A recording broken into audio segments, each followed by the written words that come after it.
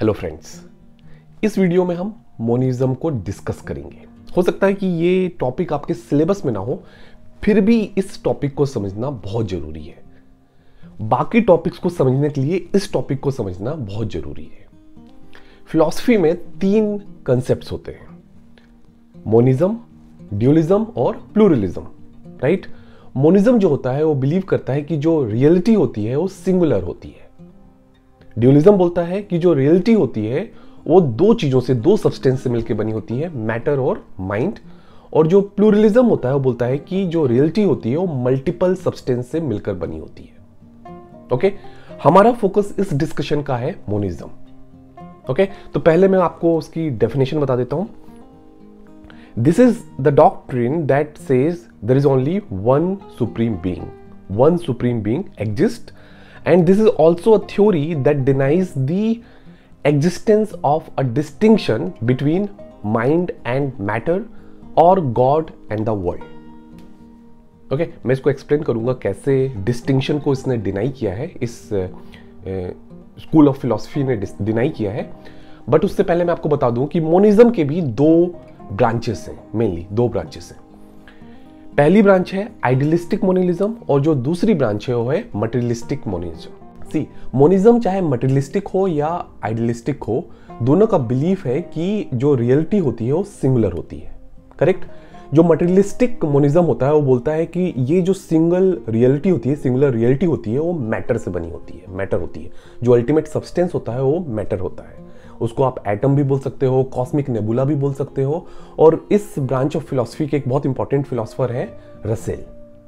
Okay, और जितनी भी साइंटिफिक थ्योरीज है वो अगर कहीं ना कहीं देखा जाए तो वो सारे मटेरियलिस्टिक मोनिज्म पे बिलीव करते हैं। बहुत सारे, मैं सारों को नहीं बोलूंगा, बहुत सारे, क्योंकि साइंटिफिक कम्युनिटी में जो रेस है वो अल्टीमेट मैटर को पता करने की रेस है, राइट। एटम तक पहुंचे और फिर बहुत सारे क्वार्क्स, आई डोंट नो, बहुत सारे ऐसे नए मैटर आ रहे हैं, बोल रहे हैं कि ये पहला मैटर था, उससे ये बना। तो ये अभी भी इस पे बहुत सारा रिसर्च चलता है कि अल्टीमेट मैटर क्या था, जो फर्स्ट मैटर था वो क्या था, राइट, जिससे सारा क्रिएशन हुआ, राइट। तो कहीं ना कहीं वो सारे मटेरियलिस्टिक मोनिज्म पे बिलीव कर रहे हैं, राइट।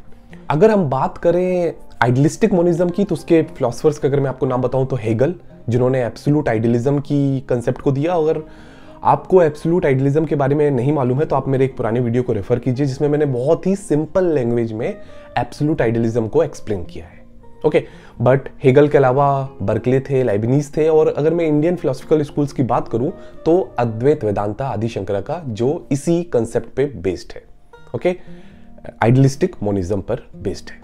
पहले हम देख लेते हैं कि अद्वैत वेदांता है क्या। बहुत ही ब्रीफली हम देखते हैं कि अद्वैत वेदांता है क्या। तो the term Advaita refers to the idea that Brahma alone is ultimately real, while the transient phenomenal world is an illusory appearance of Brahma, and the true self, that is Atma, is identical with Brahma.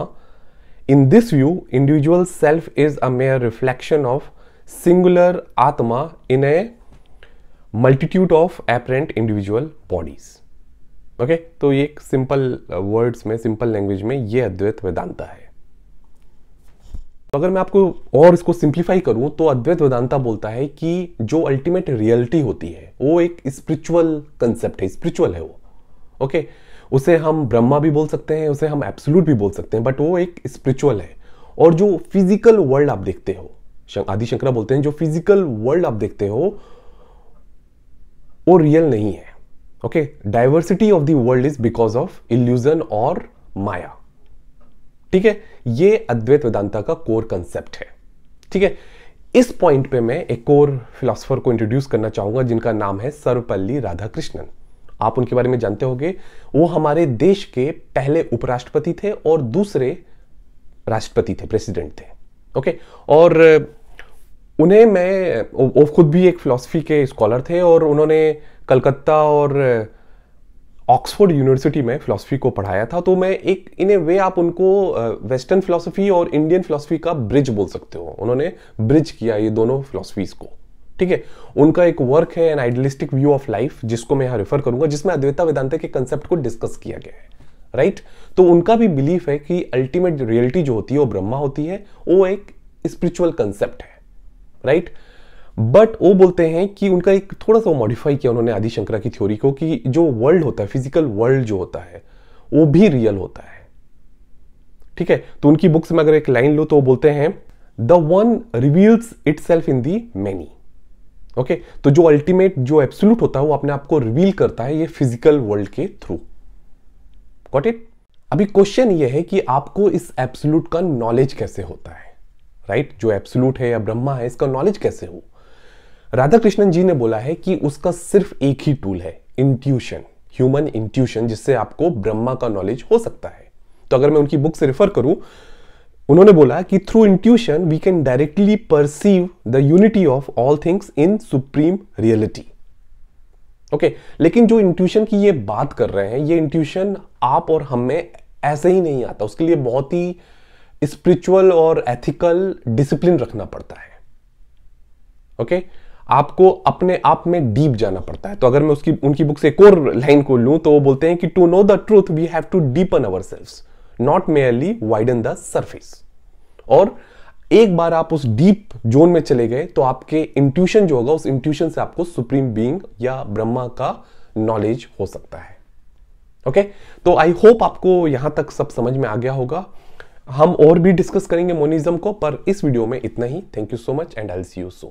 जाते जाते एक और बात आपसे बोलूंगा कि अगर आपको इसी तरह फिलॉसफी के सारे कंसेप्ट्स को, सारे फिलोसफर्स को सिंपल लैंग्वेज में समझना है और एक साइंटिफिक ऑर्डर में समझना है तो आप मुझे मेल कीजिए। मेरा मेल डिटेल नीचे है और आपको मैं अपनी कोर्स की डिटेल भेजूंगा। Thank you once again.